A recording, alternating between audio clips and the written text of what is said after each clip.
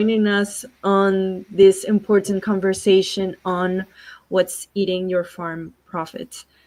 My name is Alex, and I'll be your moderator today. This webinar is hosted by Yemert, an agri-tech company providing holistic solutions to empower smallholder farmers. And Yemert delivers critical services such as access to microinsurance, which helps protect farmers from unpredictable risks, carbon credit programs that reward sustainable agricultural practices, and market linkages connecting farmers to trading opportunities to enable them to sell their products more profitably. Yammer is committed to improving agricultural value chains and driving innovation for smallholder farmers across the continent. So I have a really nice group of speakers with me joining today. I'm going to introduce them very briefly. So we have Elizabeth Cabacoyo, who is the founder of Glowish Agro Solutions, and she transforms agricultural waste into eco-organic fertilizer to enhance soil fertility, yields, and climate-smart farming in Uganda. She has hands-on experience in crop cultivation, agroecology, and farmer training. She's a passionate advocate for youth and women in agriculture, and she holds a bachelor of science in agriculture and community development, and is pursuing a master's of science in agroecology. Thank you so much, Elizabeth, for joining us. Next, we have Stephen McDonough, and he is the co-founder and executive director of ProFarms Gateway. Stephen develops climate-smart training and market linkages for smallholder farmers in Ghana. He leverages digital and practical solutions to reduce inefficiencies in farm-to-market systems and improve profitability. Stephen is a certified global business professional with expertise in sustainable agriculture, value chains, and rural development. And last but not least, we have Ademola Okiowo, the CEO and co-founder of Agric Trail. He leads a digital and physical agri platform, improving traceability, cooperative access, and profitability for African farmers. With decades of experience in public sector agriculture and integrated farm management, he specializes in inclusive value chains, cooperative development, and farmer-centered technology solutions. Again, a warm welcome to our speakers. We're so excited to have you here. So, just to open up the conversation, as a general question to whoever wants to respond, um, in many African countries, farmers face high input costs, limited access to credit, and unpredictable markets. From your experiences, what are the most overlooked profit leaks that smallholder farmers encounter in these contexts?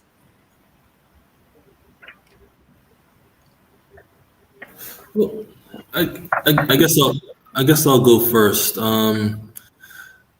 First of all, again, Stephen McDonough, I'm glad to be here. When it comes to farm operations and profit leaks, I look at operating expenses simply because that's typically your overhead to manage or to produce whatever it is that you're growing.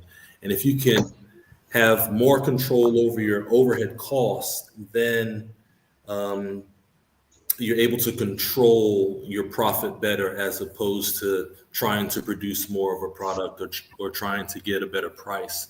Um, and I say that simply because we find that whether it be fertilizer costs or pesticides and these types of things, if you manage that cost or you're able to reduce it, that directly goes to profit.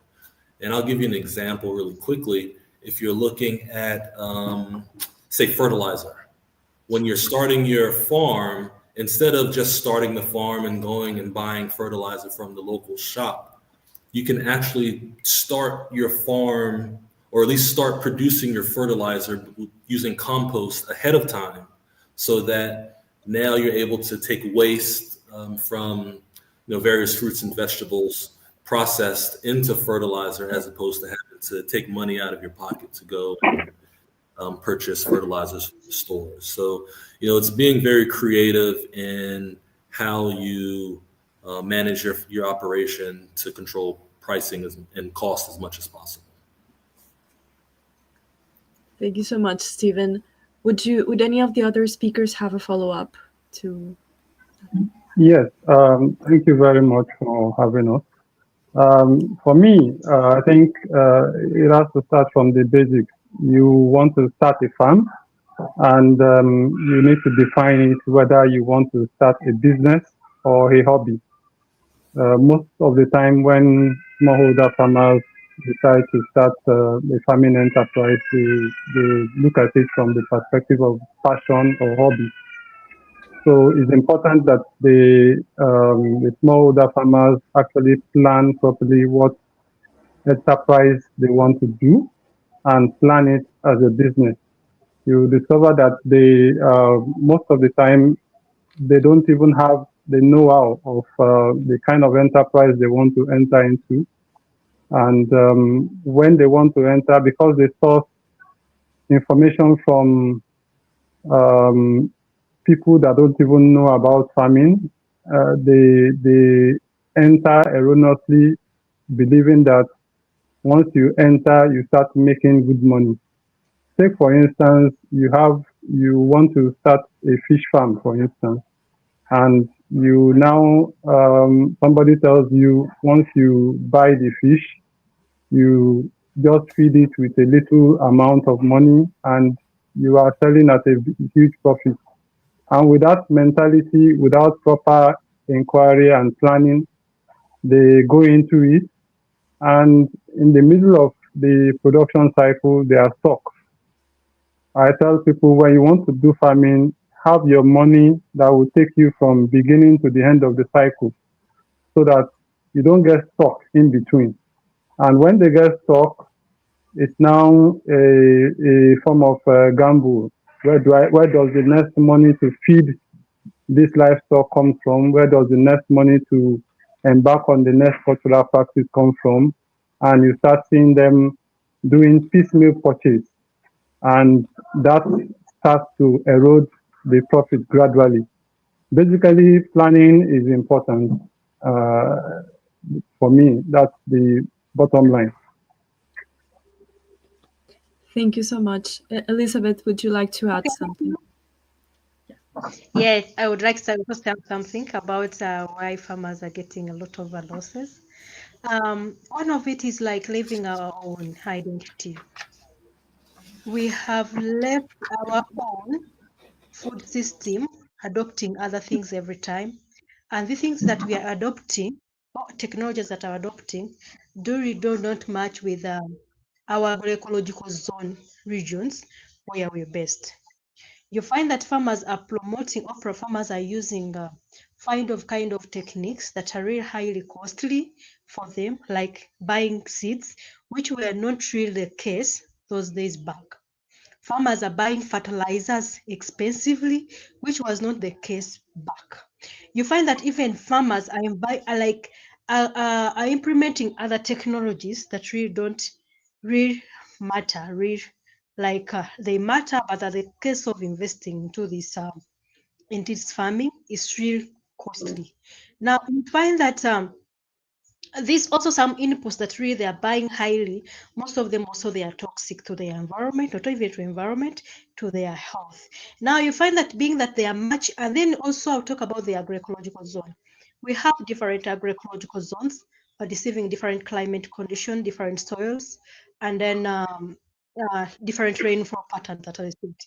This means there are specific kind of agriculture or crops that should be grown in this area depending on the technologies also that match into this area.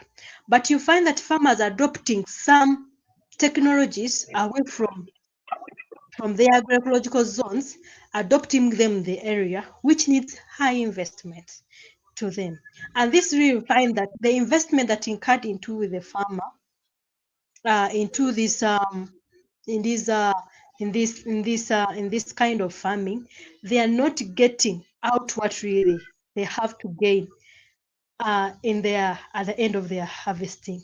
You find that this thing of getting away from our own as farmers, according to what we have, according to the agroecological zone, according to the areas where I are, is really also affecting us so much. But also another thing is about climate change. It is really a challenge that uh, real farmers they're affected by climate change, because that you find that last time most of us in Africa, we depend on rain. Like here in Uganda, we depend on rain to grow our crops season, rather than maybe the cash crops like coffee or tea that are grown throughout the year and a year and a year.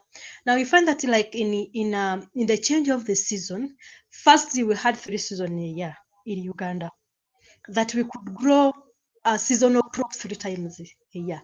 But you can now currently we are getting out from 2 seasons to 1 season a year. This is real climate change that is bringing us at least. And then you find that farmers, the time we expected rain to start planting, they are planting in a different season, and then you find that their crops are affected by climate change. This is also creates a loss, no profit for their crops, because they invest a lot of their time, they invest a lot of money into into the farming, but you find that they are not gaining what really they are meant to to harvest out because of climate change. Those are my 2 points: living out our own, and then also climate change. Thank you.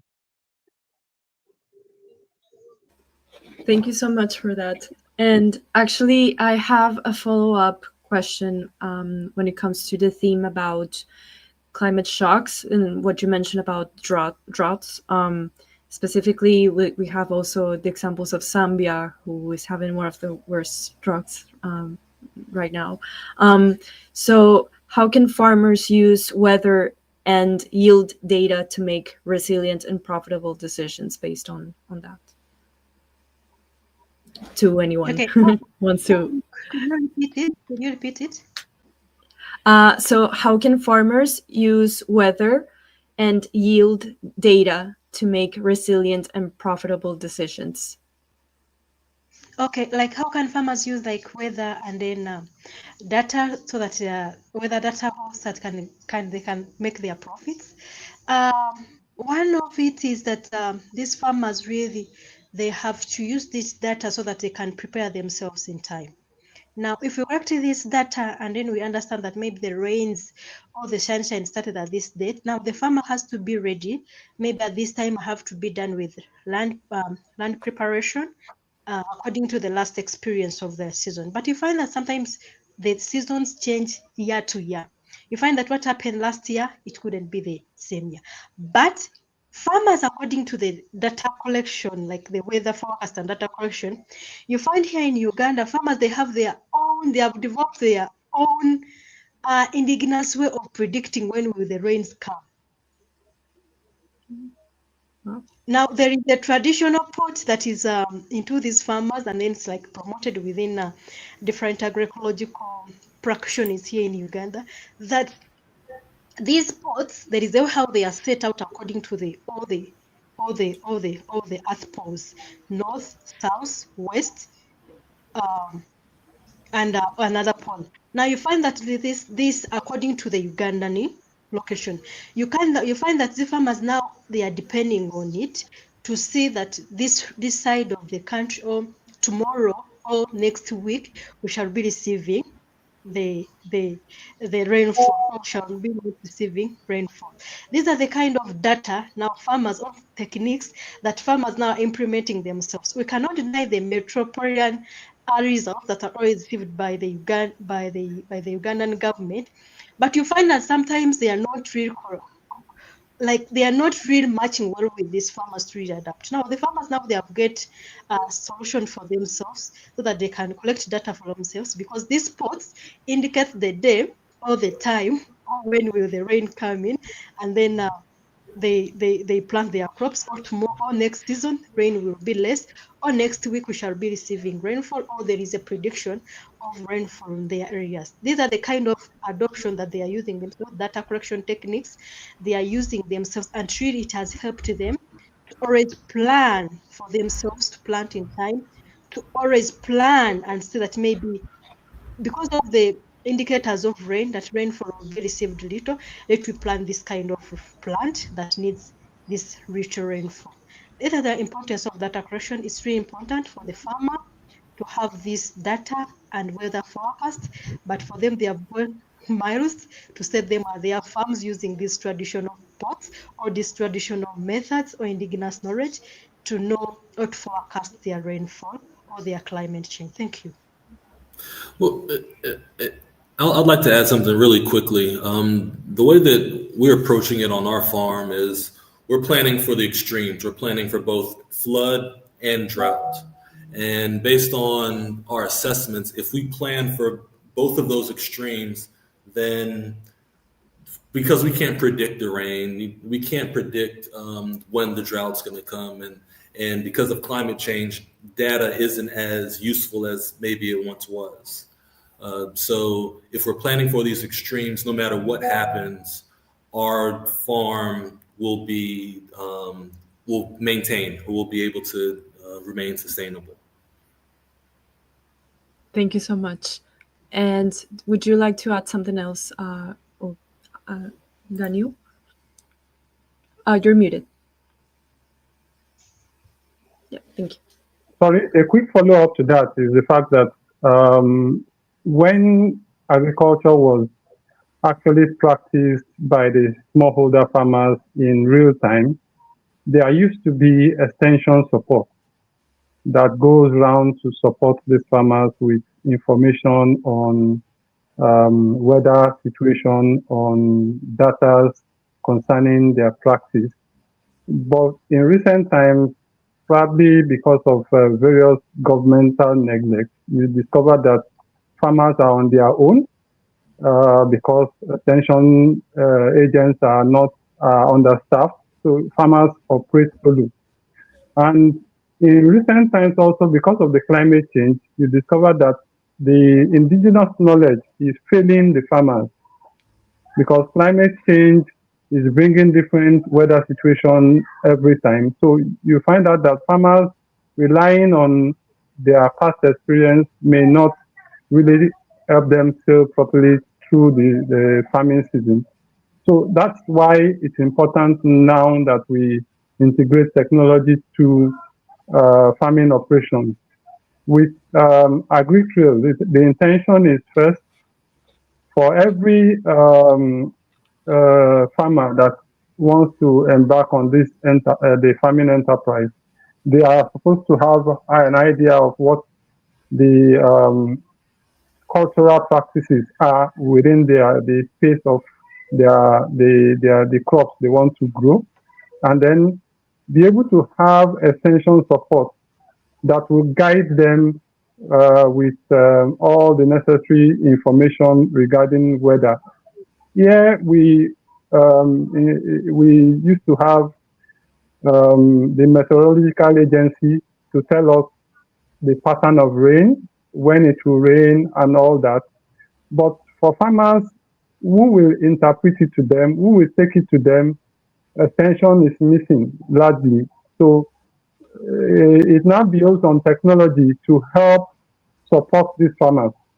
If they are able to keep proper records based on what happens last year and subsequent years, they will be able to at least be able to project reasonably that, okay, this year, we should be able to do it this way and without suffering too many loss.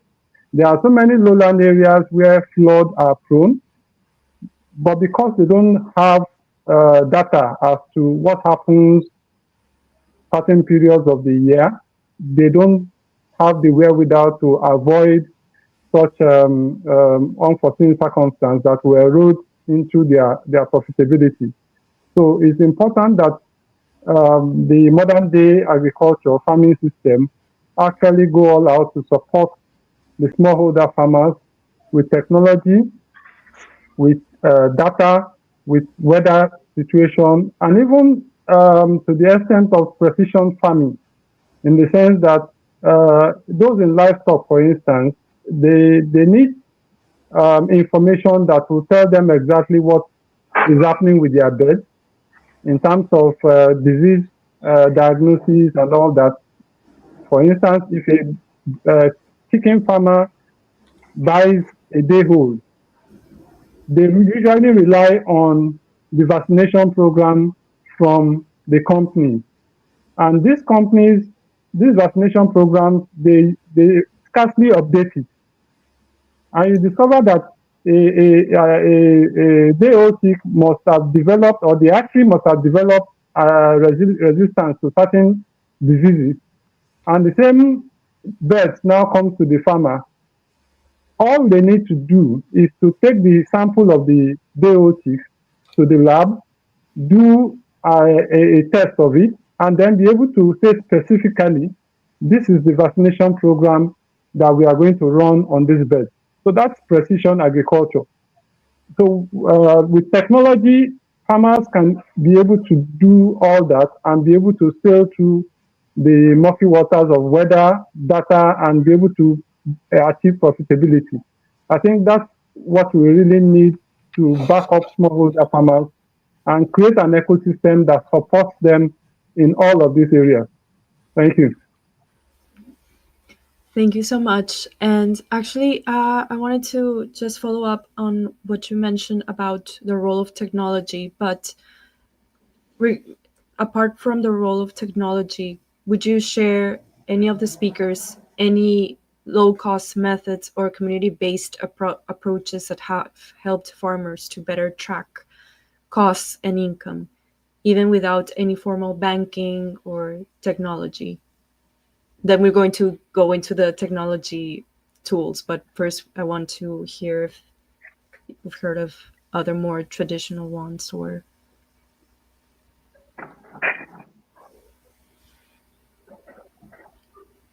Sorry if I may add to that. The usual support system that farmers have is operating in clusters, in cooperatives. When they come together as a group, they tend to support one another. In those days, they usually even do a practice in our climb here, where in those days they go together to one person's farm, work there today.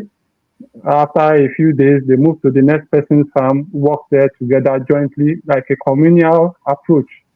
So it won't be just one person fashioning out the way forward concerning his enterprise. It will be the entire community behind the farming operation.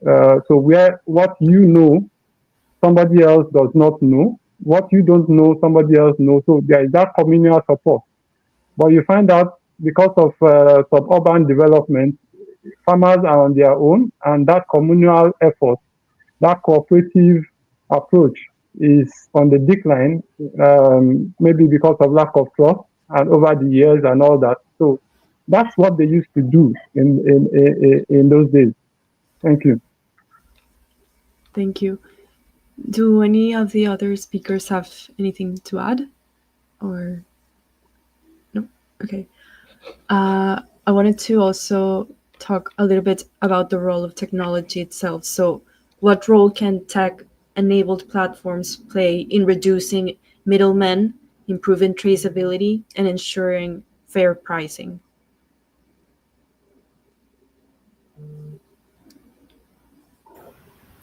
Well, for me, I talk a lot about starting with the end in mind and pre-market identification, where you're able to work directly with potential buyers or off-takers, so that you can design your farming operations based on their needs. Because instead of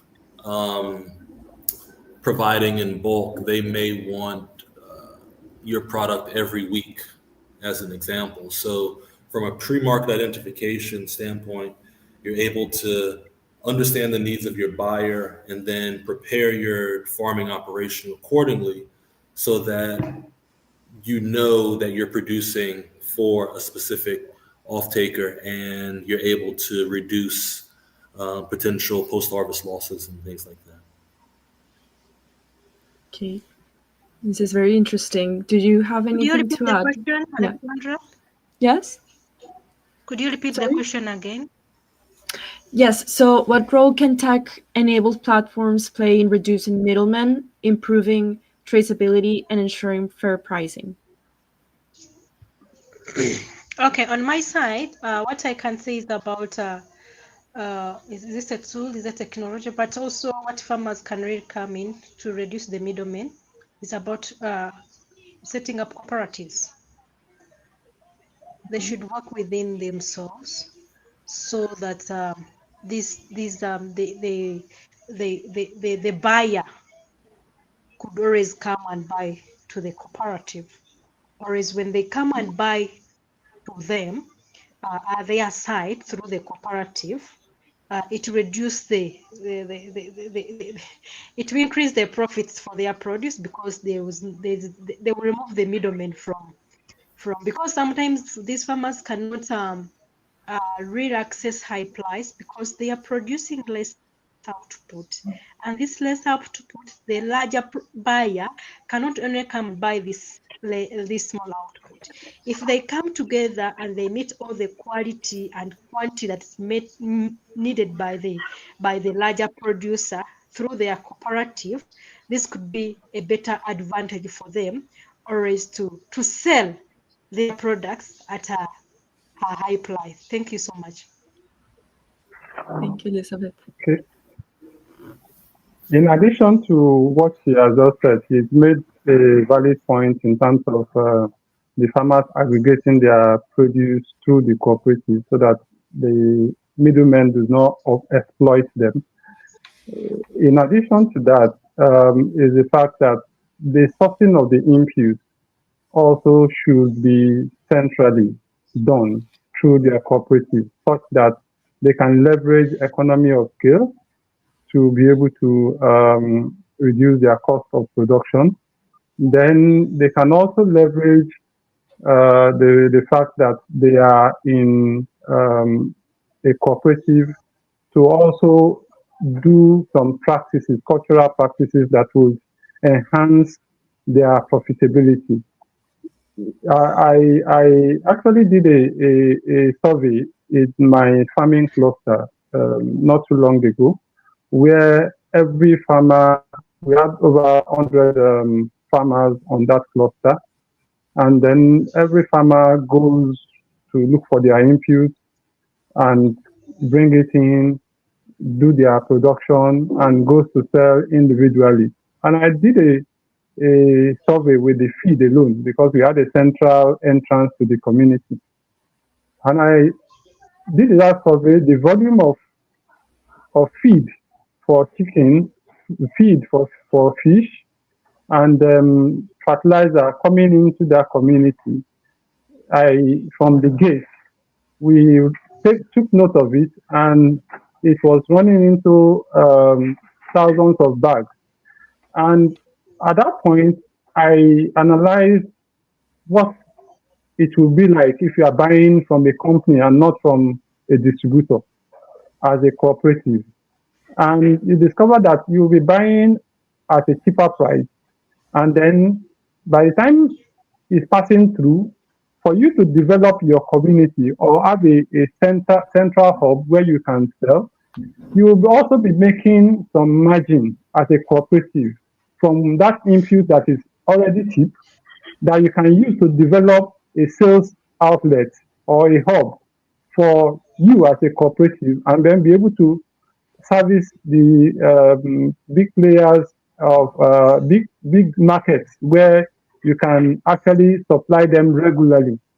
But unfortunately, you discover that farmers are not doing that. But with technology, you can bring these farmers together on a platform, regularly guide them on that platform to say, this season there is the heat is much. These are the practices that is acceptable or that will help you navigate the heat against regarding your bed so that you don't suffer too much loss. Your your birds can lay more eggs, even in the hot weather. With that kind of support, you will be able to navigate the challenges of profitability for smallholder farmers, such that at the end of the day, the technology will aid you to be able to trace what you are producing from the source, and then be able to help you coordinate your produce even to the market. Thank you. Thank you so much. Stephen, did you have anything to add, or you? No. Oh, okay. Okay. Thank you. So I want to move on to another topic, which is about the cooperatives, but also about sorry, oh no, it was not about the cooperatives. So I got confused. So there is a lot of countries that face land conflict and displacement due to large-scale investments. And what strategies can farmers use to safeguard their profitability in such circumstances? This is for anyone to jump in.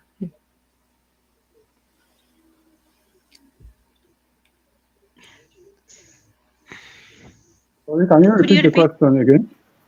Yes. So farmers in countries like Tanzania face land conflicts and displacement. And what strategies can farmers use to safeguard their profitability in those circumstances? Okay. If I will quickly add that in such situations, you discover that such conflicts are mostly politically motivated, economically motivated. For instance, in my own country, Nigeria, where you have farmers' elders clashes because of the desertification that is happening.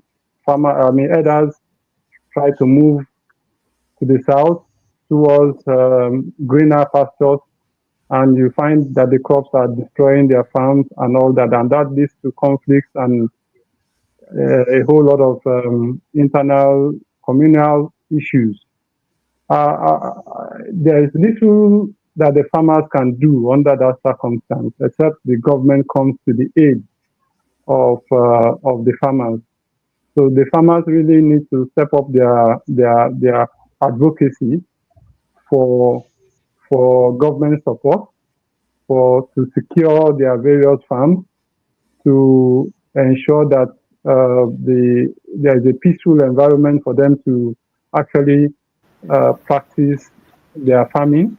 Because without food, even the people that are fighting wars, they can't sustain the war without food. So it's important that farming zones are respected when it comes to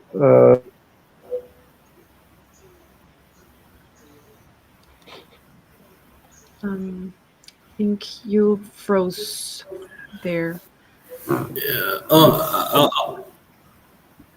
Continue. Oh, we can't hear you. Hello, can you hear me? Yes, we can.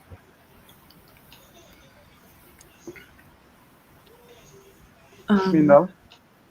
Yeah. Am I on now? Okay. Yes. Can you hear me now? Okay. Yes. Okay. So what I was saying is that these conflict areas, the various government needs to be proactive in ensuring that the farming zones are protected, and the farmers also need to step up advocacy to ensure that such meaningless conflicts don't disturb their farming operations. Through their various representatives, they should ensure that government live up to these expectations and protect the farmers in their various farmlands. Thank you. Thank you. I'll really quickly add some of the things that we're incorporating or will be incorporating on our site are components of farming that can be moved if necessary, right? Because of, I mean, there's so many things that can happen that would require you to move. So I think about hydroponic fodder, right, as feed for goats or cows or whatever it is. That hydroponic fodder system is movable, right? Of course, the animals that are there, they can be moved. But if you are solely planting in the ground, you can't really move the earth when it comes to farmer displacement if something were to arise. So, from a risk management perspective, it's really plotting out what risks are associated in the area and then plan your business operation accordingly to counter those risks. So it really all boils down to starting with the end in mind and really understanding how your operation will flow and how your operation will be sustainable regardless of what may take place in that environment. So it's a lot more involved than just anyway. It's a lot more involved, right? But I think I've said enough. Also, I had something to submit about land conflicts. That I think this depends on the region and maybe the country, according to their land policies. Because you find that different countries have their different way of how they are governing their land, or even the farmers' land that they are practicing the agriculture. But if I share an example here in Uganda, if there is a land conflict and this land you're not owning it by yourself, or you don't have a right to have to do practice or to do agriculture on it, there is no way how you're going to start doing all the things, and then in the future there's land conflicts. Most of the times they have a guarantee that this land is mine, or I'm allowed to use it, so that really at the end my harvests um, I'm harvesting. And also into the policy, it allows these farmers to harvest their produce. Even if they could be in the middle of the season, they could be maybe a rise of the conflicts. The policy allows them to harvest or to remove their to harvest their crops, and then you give away the land to the owners or the people who are claiming for it. Now you find that for us here in Uganda, there is no high rates of land conflicts in productivity. It's like the thing is too late, and it's really rare to hear about it when maybe someone has already planted on the crop. But also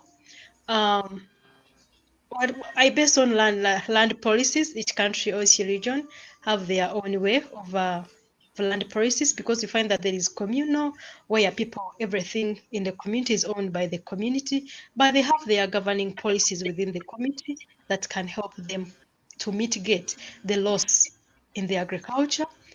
You find that maybe it's a free leasehold land. You find that maybe it's a private owned land. Now, these are all the policies, or these are all of the acts that are within the policies that allow these farmers not to lose out their agricultural productivity, because we depend on food. If you come and conflict me when my garden is growing, what will I feed my children? Or what will I feed the community, or what will I sell to get out the money? Thank you. Thank you, Elizabeth. Actually, I had a follow up for Stephen.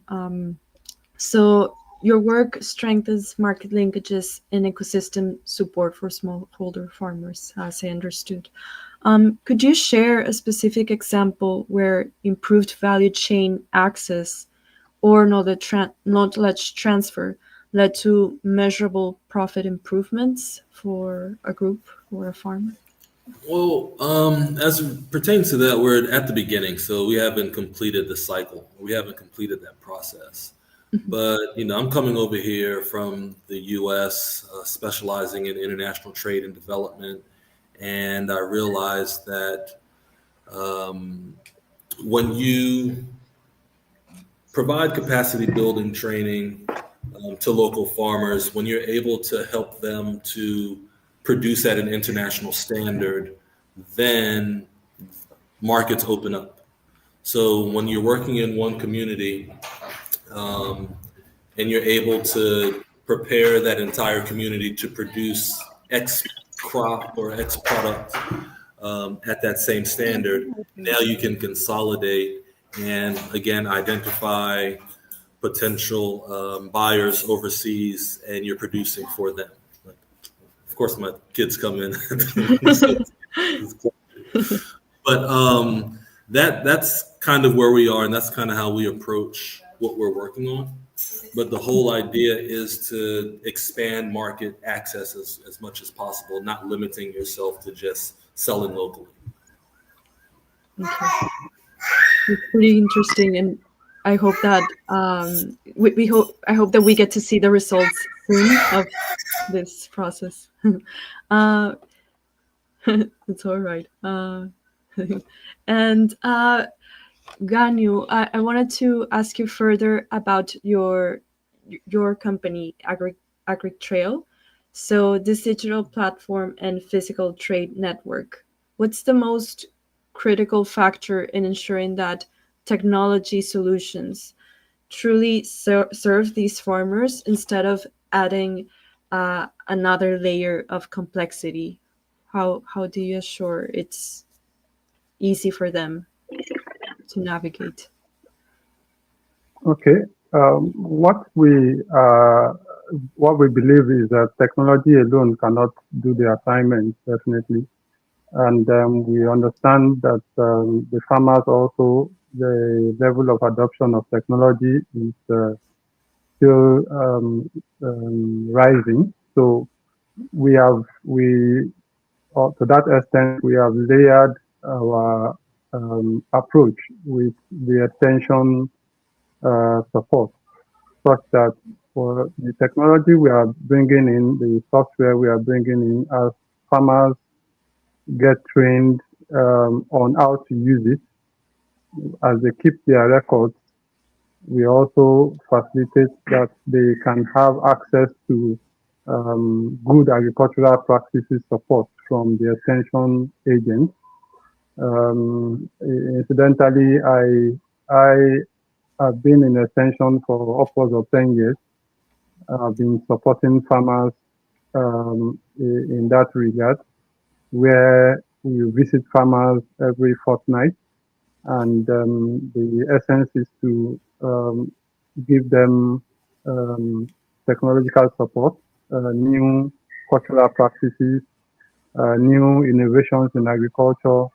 And then when they share their own cultural practices with you, indigenous knowledge, sometimes you take back the indigenous knowledge, and by the time the researchers look at it, they say, okay, this is good. Then you are now compelled to even take it to other farmers who are not using that practice. That's how extension works. And then with this extension, you are able to get so many farmers from point A to point B, because at that point they are adopting the technology, they are adopting the good agricultural practices, they are getting insights from research institutions through extension. They are also getting insight into available inputs and subsidy programs and whatever support government has for farmers. They are getting those information real time, and they are coordinated to have access to such support. So that's basically what we have layered our technology with. Currently, the hub is not. We have not started running the pilot for the hub. However, we have a farm currently that we intend to use for the pilot of the trade center that we are proposing to. That's the layer of the market that we are providing for the farmers, such that when they produce, they get input at subsidized price or at a cheaper price centrally in a local community, and then after producing, we offtake from them and be able to centrally market. So to that extent, you are more like standardizing the price within that locality, that local government. You are standardizing the price. Anybody buying produce within that local government will buy at a particular price because it's centrally coordinated. So that's the kind of support we are putting together for farmers. Okay. Thank you so much. That's insightful. But I wanted to, we well just the maybe the conversation we should focus it more on the crop and the farming instead of the animal farming. So just to keep it just on that theme. So with that in mind, I wanted to ask Elizabeth about your work transforming agricultural waste into eco-organic fertilizers via Glowish Agro Solutions. Could you walk us through how this model not only reduces input costs but also builds resilience in smallholder farming systems? Thank you so much about this question. Truly, what I'm doing, it's so related to agroecology. And one of the principles of agroecology is input reduction. Like farmers, they have to reduce their their their costs of input into their farming system so that really they can really grab or win themselves with high profits of their output. Now, in these things of using waste to produce biofertilizers, we collect these raw materials at a free cost. We don't buy them. We only provide transport to put them at our production site. Now, that means we are not having a cost attached to buying these raw materials. And when you transform these two materials, the thing is biologically, is naturally producing the fertilizer out of themselves. We don't buy any chemical to invest into this process when we are making the biofertilizers. We don't put even anything. Everything that's real we are using is local available, sourced within our area. This means that even the product, the output of the product, that is the biofertilizer, being that currently we having a flagship product called eco-organic fertilizers, has to be cheap for the farmer to access it. And now, according to the market research that we have done, eco-organic fertilizer within our community and area, it has a low cost in use compared to other inputs that are used by small-scale farmers when they are growing their crops. And now this has this creates resilience for their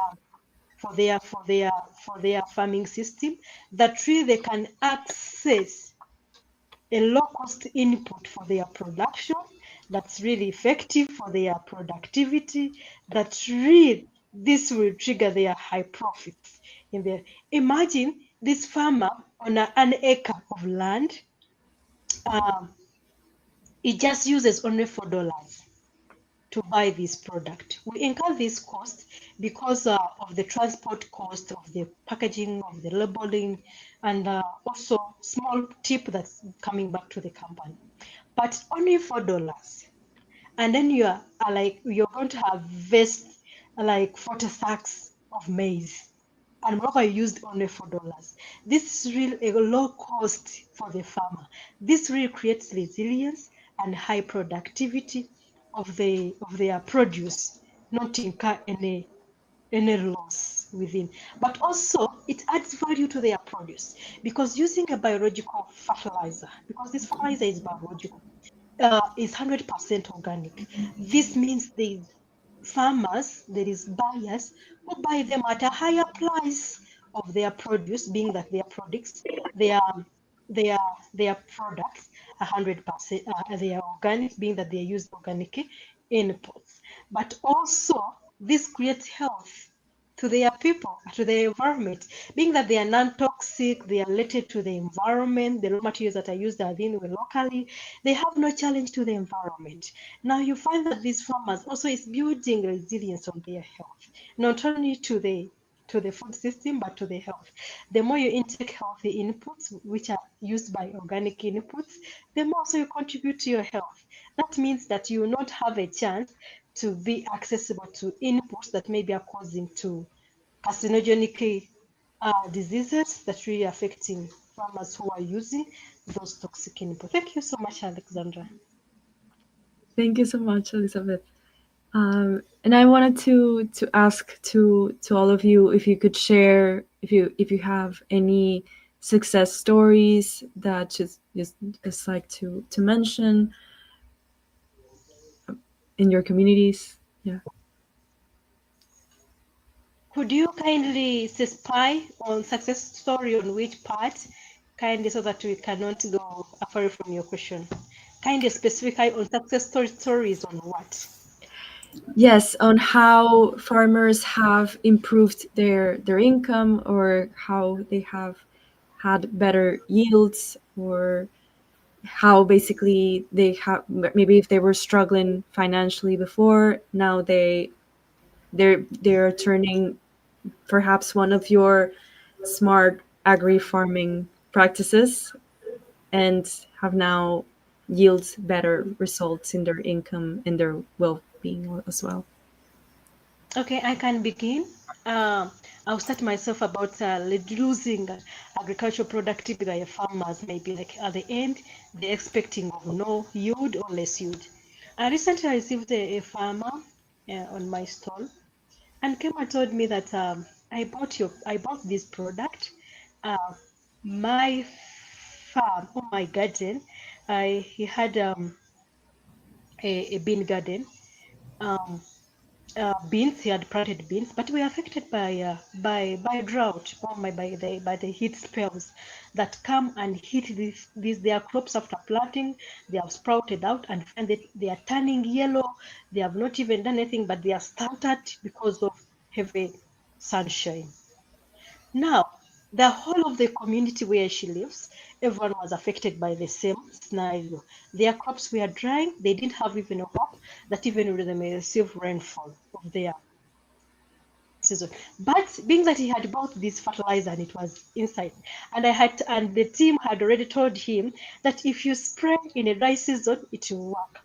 She went and sprayed this product, the eco-organic fertilizer, to his bean garden, and he came back home. She came back home, and she continued with her duties of home or other businesses. But the people who were bypassing to her garden are the one who asked her, what did you use to make your beans grow?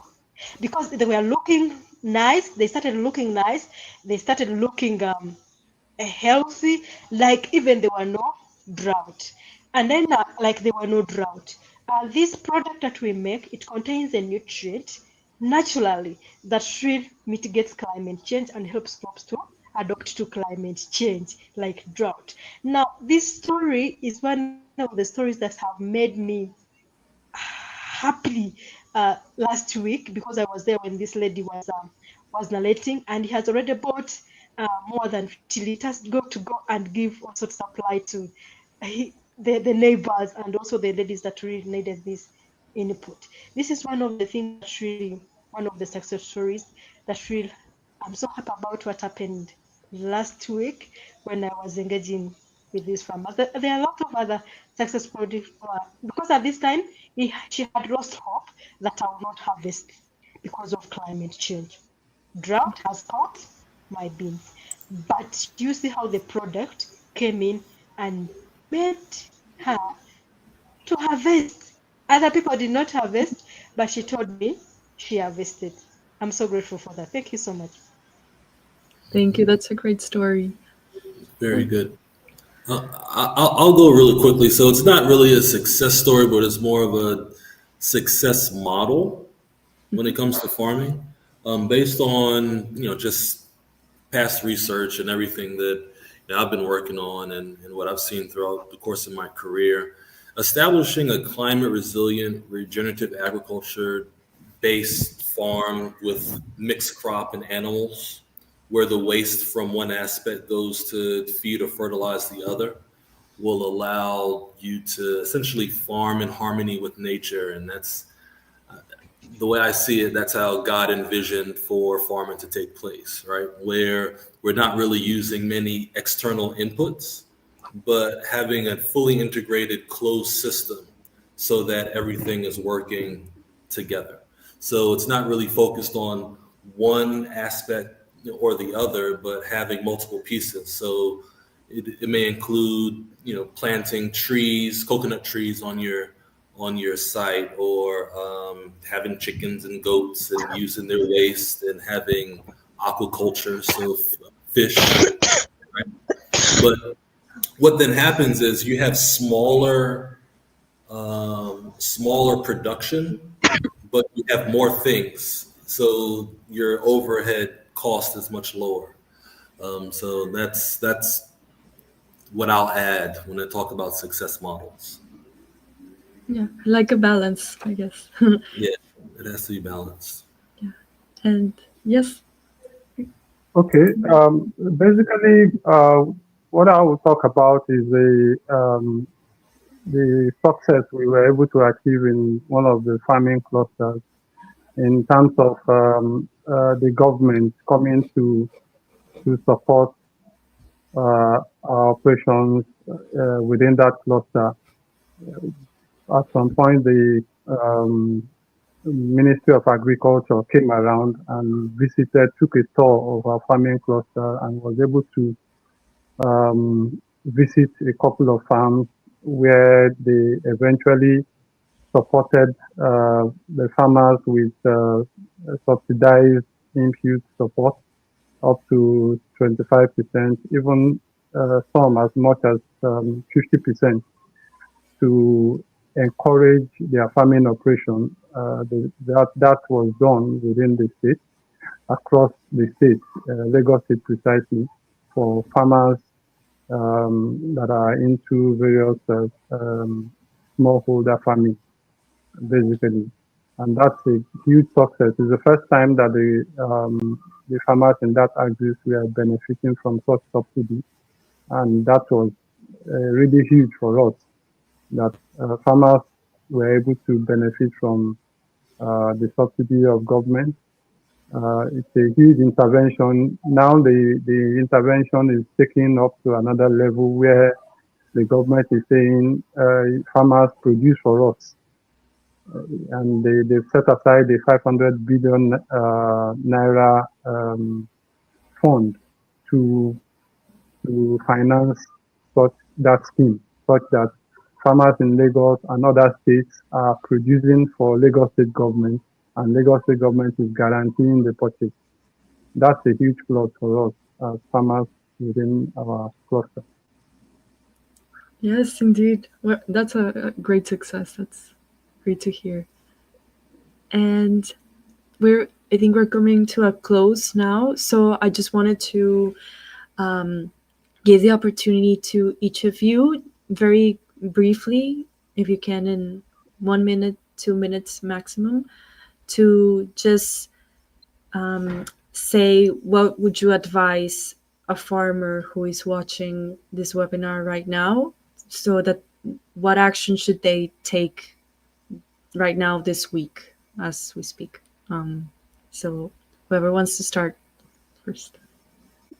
Okay, let me start by saying that farmers, I want to advise that they try to come together as a cooperative, because if you go alone, you don't go far. If you go along with others, you go a long way to reduce your cost, have opportunity for market, have opportunities for value addition, have opportunities for input at a very good price. So basically, farmers should come together, present a common front to government, to um, their suppliers, and also do a lot of advocacy. Because recently we understand that a lot of GMO crops are coming into the various African countries, and that has been a challenge for farmers. Recently, it was a big cry out that in Nigeria, for instance, the ginger farms are having a serious challenge because of this GMO introduction, and the rice farms are also facing the same thing. So as farmers, we must step up our collaborative advocacy to ensure that our government regulate what comes into our farming system so that we can have seed sovereignty ultimately. We use what we have to produce what we eat. Thank you. Yeah, I'll go really quickly and just say very simple. Start with the end in mind, but also look at your operation and see what inputs you can produce for yourself, like create for yourself to use in your operation, rather than purchasing said inputs on the outside, because you will never have control of your operation um, using external inputs. It may take longer. It may end up costing a little bit more money, but over the long term, it'll be more sustainable. And that's what's most important as we move forward in these uncertain times. Thank you. Thank you. Okay, thank you so much. Also, I think I'm the third. What else I can advise the farmers? They should embrace the use of their local available materials to produce food. Things that allow them, they should embrace them so much to produce food. They have a lot of raw materials, they have a lot of resources that allow them. They should really use them advantage for them to produce food, like using their local available seeds. Not every seed that is local available cannot yield well. There are those that are yielding highly and they cannot be affected by diseases and are less affected by climate change. Now, and also using the local available materials like sourcing uh, materials that contain fertilizers to their garden, like mulching, so that really they can overcome these challenges. But also this having that they are using their local materials, using agroecology practices within themselves, this will promote food sovereignty within them, within the nation. Because a nation without their own, or without a light, without their own food system, will be like a nation without, we will be like a tree without roots. Because you find that most of the nations, they are losing their own practices of agriculture, they are losing their own food system, they are losing their own seeds into the communities, adopting seeds that really don't yield highly and then they're expensive.